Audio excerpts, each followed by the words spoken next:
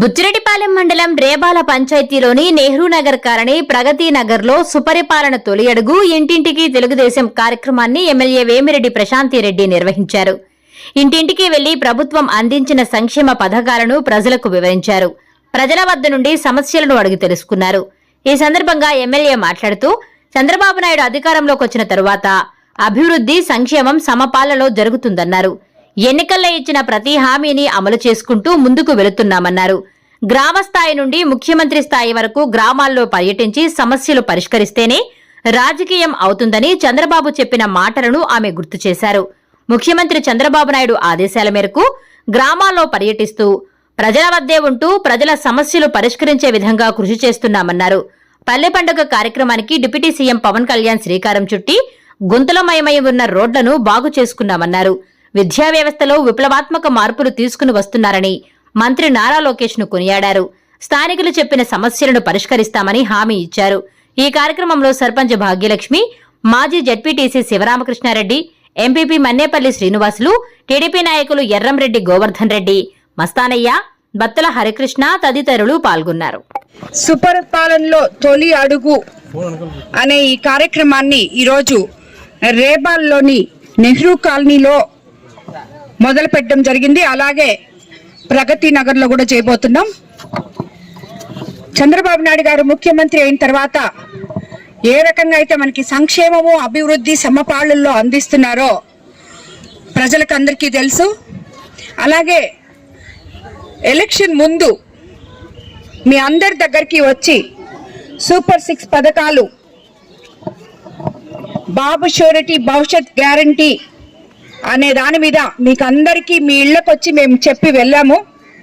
ఈరోజు తిరిగి 13 నెలలు అయిన తర్వాత, సంవత్సరం కంప్లీట్ చేసుకున్న తర్వాత మేమిచ్చిన 6 హామీలలో మీకు ఎన్ని హామీలు నెరవేర్చామో, ఇంకా ముందుకు ఎన్ని నెరవేర్చబోతున్నామో, ఇవి కాకుండా మీ సొంత సమస్యలు ఏమున్నాయో ఆ సమస్యలు మేము ఎలా తీర్చాలో ఇవన్నీ ఎమ్మెల్యేలని, నాయకుల్ని, కేఎస్ఎస్ నుంచి ఎమ్మెల్యే వరకు, కేఎస్ఎస్ గ్రామ పార్టీ అధ్యక్షులు, బూత్ ఇన్ఛార్జీలు, క్లస్టర్ ఇన్ఛార్జీలు, కో కన్వీనర్లు ప్రతి ఒక్కరు కూడా ప్రతి వార్డులో, ప్రతి వీధిలో ప్రజల మధ్యకి వెళ్లి ప్రజల సమస్యలు తెలుసుకొని ప్రజలకు ఏం కావాలో చూడాలి, అదే రాజకీయము అని చెప్పిన ఏకైక ముఖ్యమంత్రి మన ముఖ్యమంత్రి చంద్రబాబు నాయుడు గారు.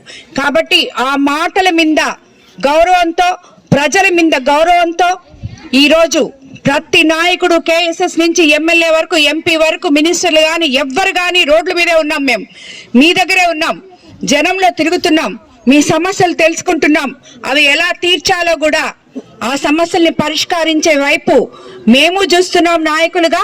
అదేవిధంగా మన ముఖ్యమంత్రి చంద్రబాబు నాయుడు గారు కూడా దానికి తగు చర్యలు తీసుకుంటారని చెప్పి మీ అందరికీ మాటిస్తున్నాను.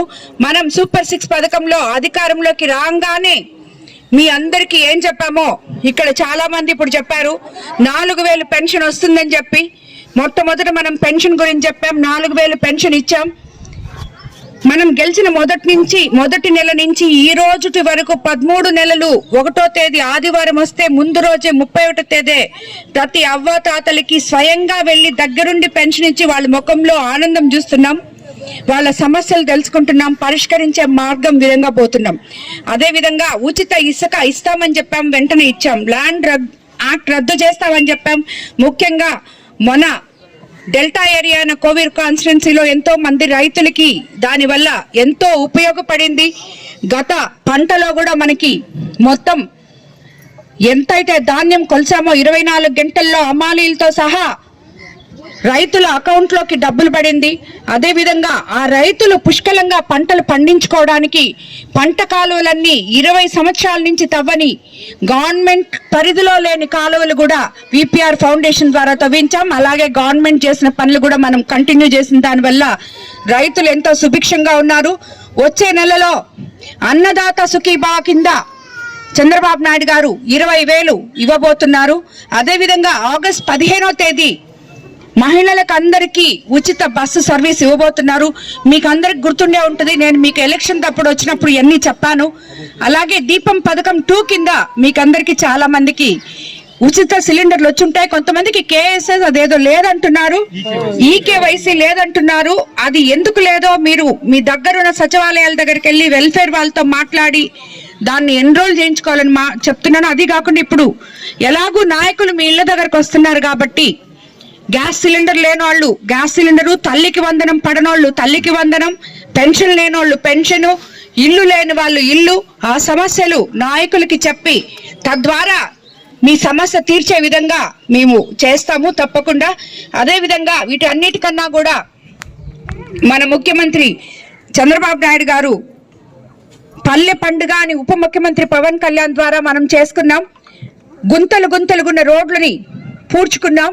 ఈరోజు వచ్చిన 15 ఫైనాన్స్ డబ్బులతో ఇక్కడ రేబాల్లో కూడా 10 లక్షలతో రోడ్డు శాంక్షన్ చేశాం. అదేవిధంగా కాలువలు, ఈ కాలనీలో 10 లక్షలు రోడ్డు శాంక్షన్ చేస్తున్నాం. కాలువలు కూడా ఇప్పుడే చూపించారు, అవి కూడా అతి త్వరలో వాటిల్ని కూడా శాంక్షన్ చేపిస్తాం.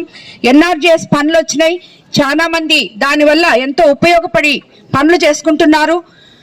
ఈ రకంగా మనం ప్రతి ఒక్కటి కూడా చెప్పిన పథకాలు చేసుకుంటూ వెళ్తూ ఉన్నారు ముఖ్యమంత్రి చంద్రబాబు నాయుడు గారు. కాబట్టి అదే విధంగా మీకందరికీ తెలిసి ఇప్పుడు మీ పిల్లలందరూ తల్లికి వందనం వచ్చిందని చాలా మంది చెప్పారు.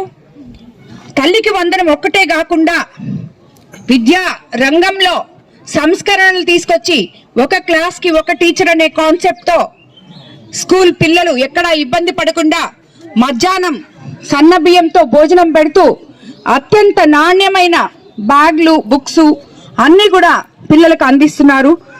ఎడ్యుకేషన్ సిస్టమ్నే మార్చి ఎంతో గొప్పగా సంస్కరణిస్తూ పిల్లలందరికీ ఉపయోగపడేటట్టు కూడా మన నారా లోకేష్ బాబు మీ అందరి పక్క నిలబడ్డారు. పిల్లలే భవిష్యత్తు కాబట్టి, అలాగే కార్యకర్తే అధినేత అనే కాన్సెప్ట్తో ఈరోజు మన కోవూరు కాన్స్టిట్యున్సీలో అయితేనేమి ఎక్కడైతేనేమి కార్యకర్తలకి